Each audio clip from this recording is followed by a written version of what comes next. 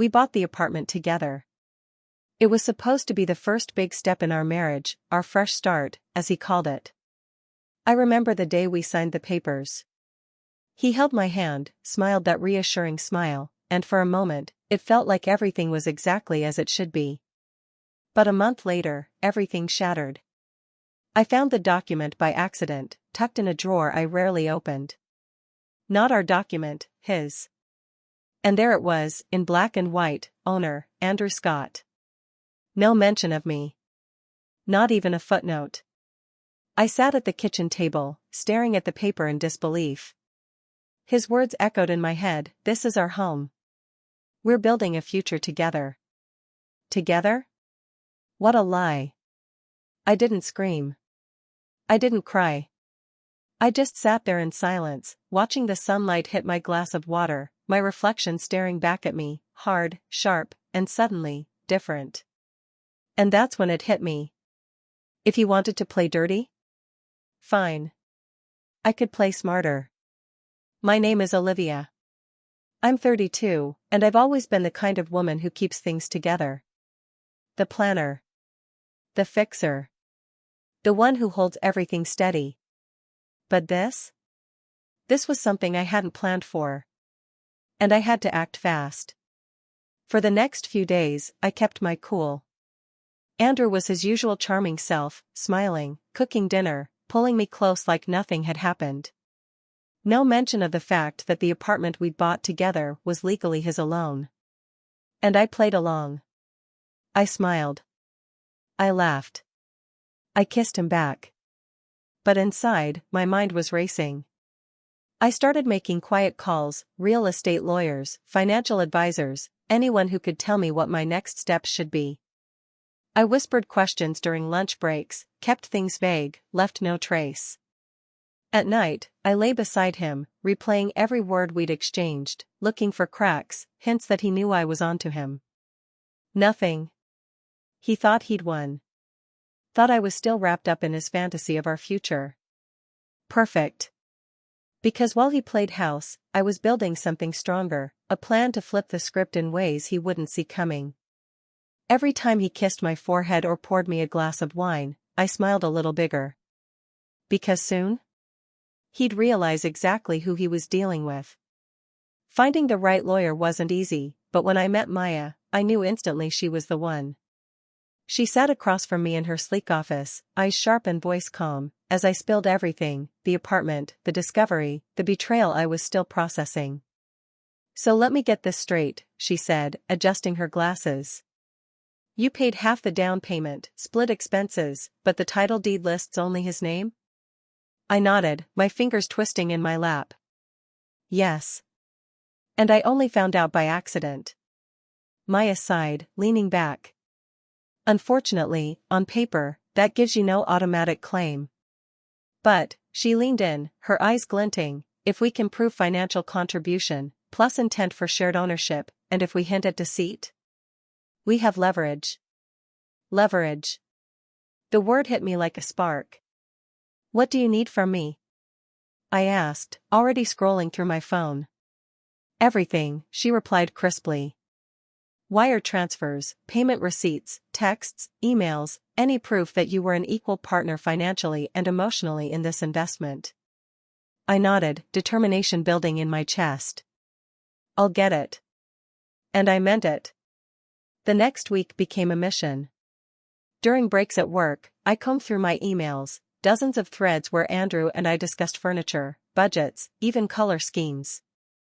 I dug through old bank statements, highlighting every transfer I made toward the apartment, right down to the deposit receipt that showed my name alongside his in the payment memo. I even found old messages from Andrew. "Can you send your half by Friday? The seller is pushing us. Our home is coming together perfectly." Proof. Not just of money, but of intent. Maya was impressed when I brought everything in. "This," she said, flipping through the documents, "is solid. It tells a story. And stories win cases." But the most powerful moment came when I stumbled across a video, a shaky clip from my phone, the day we got the keys. Andrew had his arm around me, smiling for the camera. "This is our place," he said proudly, holding up the keys. That video broke my heart, but it also sealed my case. At home, everything seemed normal. Andrew still made jokes about the mortgage, still showed me Pinterest boards of renovation ideas. He kissed me on the cheek and asked if I wanted to host a dinner party soon.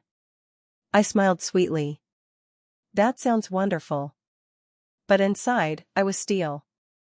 Because while he was playing house, I was building my defense, and my offense. Every document I gathered, every message I saved, was a brick in the wall I was constructing. And soon?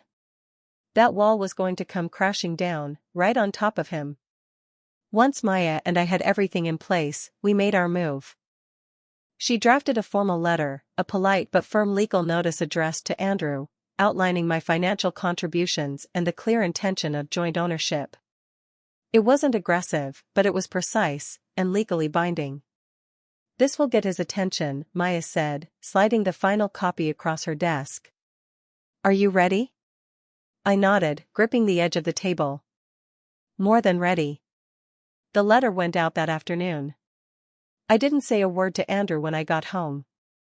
I made dinner, laughed at his jokes, and watched Netflix beside him like nothing had changed. But the next evening, everything cracked open.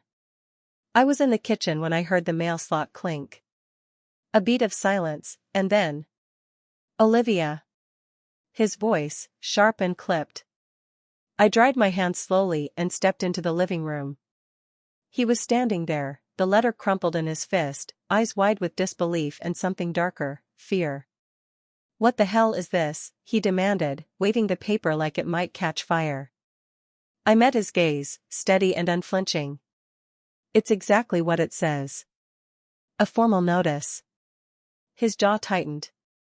"Are you seriously doing this? Going behind my back with lawyers? After everything we've built?" I almost laughed at the irony. "Everything we've built?" I said calmly. "Funny, you mean the apartment you legally built for yourself?" His face flushed. "It's not like that, Olivia. You're blowing this out of proportion." "Am I?" I crossed my arms. "Because from where I'm standing, it looks like you signed documents behind my back and tried to cut me out of something we paid for together." He opened his mouth to protest, but nothing came out. For the first time, I saw it, that flicker of guilt beneath the bravado. "You could have just talked to me," he said finally, quieter now, almost pleading. "We're supposed to be a team." I shook my head, my voice low but firm. "Teams don't stab each other in the back." He stared at me, chest heaving, the letter still clutched in his fist. And I realized in that moment, I wasn't scared anymore. Not of losing him. Not of confrontation. Not of standing alone. Because I wasn't the woman who blindly trusted anymore. I was the woman who fought back. And this? This was just the beginning. In the days that followed, Andrew did everything he could to reel me back in. He tried charm first, bringing home flowers, planning date nights, acting like nothing had happened. When that didn't work, he shifted tactics. "Olivia, do we really have to do this?" he asked one evening, his voice low and tired. "All this legal stuff, it's toxic. It's ruining what we have." I looked up from my laptop, my gaze cool. "I'm not the one who ruined it." He sighed, rubbing his temples. "You're making a big deal out of paperwork. We can figure this out between us, no need to drag lawyers into it." I almost laughed. "You mean the lawyers you dragged into it when you signed that title without me?" He had no answer for that. Maya, meanwhile, was unstoppable. She prepared everything, documents, filings, a full legal strategy. "We're moving forward," she told me during one of our meetings. "He's bluffing now, but once the court dates are set, reality will hit." And it did. A week later, Andrew's tone shifted from frustrated to frantic. "This is crazy," he snapped when I got home one night. "Do you know how bad this looks? Our friends, our families, they're going to think we're falling apart." I shrugged, hanging up my coat. "Maybe because we are." His jaw clenched, and for a moment, I saw something flicker in his eyes, a mix of anger and, for the first time, fear. He was starting to realize, I wasn't bluffing. I wasn't backing down. At night, lying in bed beside him, I felt a strange sense of peace. Even with all the tension, all the battles ahead, I knew one thing for certain. I was finally standing up for myself. And no matter how messy it got, I wasn't going back to who I used to be. This was my fight now. And I was ready to win. As the court date approached, the pressure mounted. Andrew lawyered up quickly, hiring a well-known firm. His texts turned cold, clipped, full of legal threats. "You'll regret dragging this out. My lawyers are prepared to countersue if you don't back down." But I didn't flinch. Yes, I had moments, late at night, staring at the ceiling, where doubt crept in. Was I overreaching? Was it worth the battle? Every time that fear whispered, I looked at my folder of evidence, my bank statements, our text messages, the video of him declaring our place. And I remembered exactly why I was fighting. Maya was unshakable. "Let him bluster," she said calmly during our prep sessions. "He's hoping you'll crack first. But we have the facts, and the law is on our side."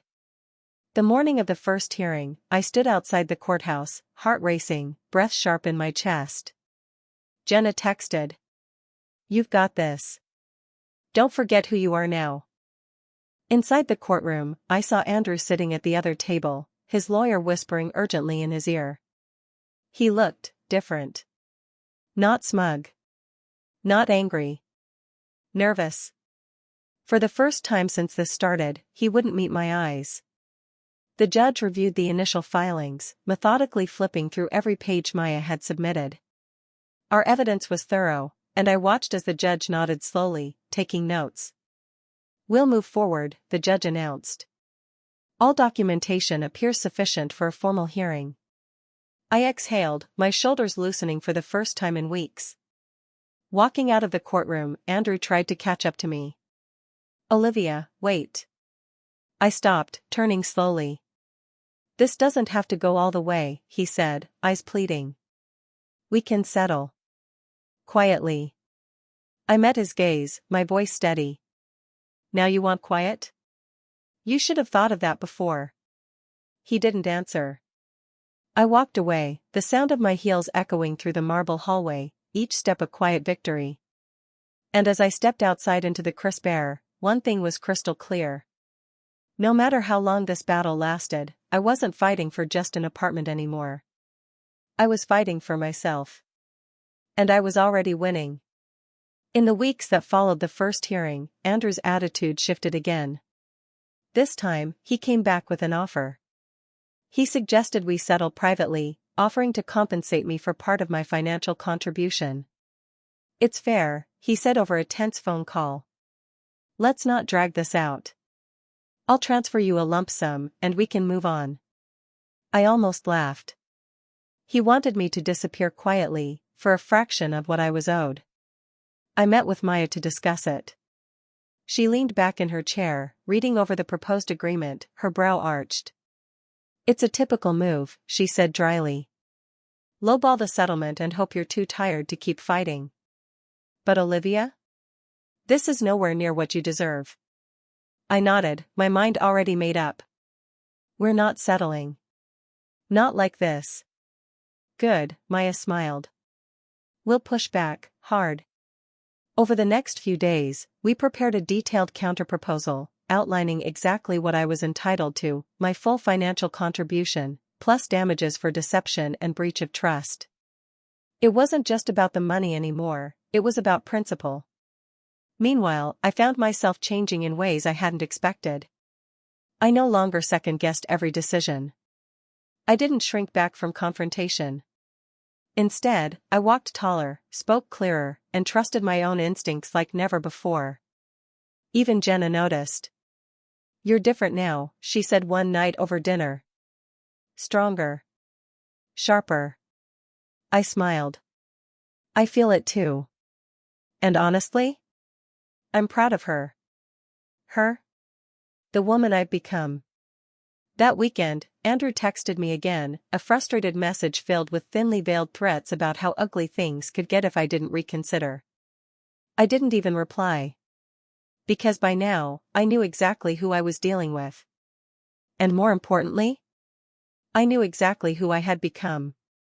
As the case moved toward its final stage, new pressures started creeping in. This time, it wasn't Andrew directly, it was the people around us. Mutual friends, old colleagues, even distant relatives started sending me messages. Are you sure you want to drag this out? He's your husband, can't you two just work it out? We hate seeing your marriage fall apart. Don't let money ruin everything. Each message hit like a tiny punch to the gut. For a brief moment, doubt whispered again. Was I being too harsh? Was I turning into someone bitter, someone cold? I brought it up during a meeting with Maya. She listened patiently, then leaned forward, eyes sharp. Olivia, she said, this is classic. When a woman stands her ground, people get uncomfortable. And when they're uncomfortable, they try to guilt her back into place. She paused, letting that sink in. Remember this, people who are intimidated by your strength will always try to make you feel guilty for using it. That hit hard, and it clicked something into place. I spent that night rereading every piece of evidence, every text, every receipt. This wasn't petty. This wasn't over money. This was about fairness, about integrity, about refusing to be gaslit out of what I had built with my own hands. Jenna, always my rock, texted me. You've come too far to let guilt trip you now. Keep your eyes on the finish line. I smiled at the screen, breathing deeply. The next morning, Andrew's lawyer emailed another final offer. It was slightly better than before but still miles away from what was fair. Maya drafted a crisp, one-line response. We decline. See you in court. And for the first time in weeks, I slept soundly. Because no matter what the whispers said, I knew my truth. And I wasn't backing down. The day of the final court hearing arrived like a storm. I stood outside the courthouse in my best suit, clutching my folder of notes even though Maya had told me I wouldn't need to speak. My heart thudded, nerves prickling my skin despite the calm front I tried to maintain. Inside, the courtroom was thick with tension. Andrew sat across the aisle, flanked by his high-powered lawyers. He didn't look at me, his eyes fixed on the stack of papers in front of him. Maya leaned in and whispered, "Stay calm. We've got this." The proceedings began. The judge reviewed the case file, flipping through the stacks of documents we had submitted, each piece of evidence painstakingly gathered over weeks of work. Andrew's lawyer spoke first, delivering a polished defense full of legal jargon and empty reassurances. They downplayed my involvement, insisted it was a misunderstanding, and claimed Andrew had acted in good faith. I clenched my hands under the table, biting back the urge to roll my eyes. Then it was Maya's turn. She stood tall, voice clear and unwavering. Your Honor, the evidence is irrefutable. My client contributed financially and was led to believe she was entering a joint ownership agreement. The deception was deliberate, the financial trail undeniable. She presented everything, the bank transfers, the text messages, the photos of Andrew and me holding keys with captions like our first home. She even played the video, the one where Andrew smiled into the camera and said, "Our place." I watched the judge's face carefully, catching every flicker of recognition as the pieces fell into place. Maya finished strong, "We are not here out of spite. We are here because fairness and justice demand it." Silence filled the room. The judge nodded slowly. "I've heard enough. I'll review all evidence and issue a ruling within 30 days. And just like that, it was over, at least for now. Outside the courthouse, I exhaled deeply, the weight of the months-long battle settling on my shoulders. Andrew passed by without a word, his face pale, his confidence visibly shaken. Jenna called me seconds later. "How'd it go?" I smiled, staring at the sky. "Better than I ever imagined. No matter the outcome, I've already won. Because this fight had given me something I never expected. Myself." 30 days later, the decision arrived. I stood in my living room, the envelope trembling slightly in my hands. For a moment, I couldn't open it, couldn't breathe. But then, with one deep breath, I tore it open and read. And there it was, in black and white. The court ruled in my favor. Andrew was ordered to compensate me fully for my share of the apartment, plus cover legal fees. Every penny I had fought for, validated. Recognized. I sat down slowly, the weight of everything crashing over me. Relief. Pride. Victory. It wasn't just about the money. It was the acknowledgement that my voice, my effort, my truth had mattered. Later that day, Andrew texted. "Can we talk?" I stared at the screen, unmoved. There was nothing left to say. I didn't reply. Instead, I met with Maya to finalize everything. We arranged the sale of my share, and within weeks, I had the money wired into my account. And here's the best part, I didn't use that money to look back. I used it to build forward. I invested in a business idea I'd shelved for years, a project that was entirely mine, no strings attached. A year later, that business was thriving, and so was I. One evening, Jenna and I sat on my balcony, sipping wine as the sun set. She raised her glass. "To freedom," she said. I smiled, clinking my glass against hers. To never doubting myself again. And as the city lights flickered on below us, I felt it deep in my bones. I wasn't just free from Andrew. I was free, period. And this was just the beginning.